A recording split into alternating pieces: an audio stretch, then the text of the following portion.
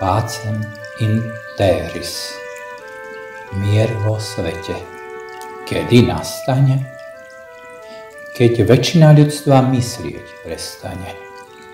Prestane myslieť na veci hmlisté a začne chcieť dobro, spokojom a iste.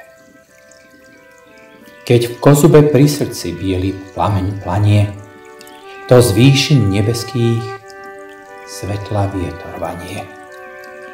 Mocno sa zachvieva pozemský zbor a v odozve k výšinám nesie sa chor.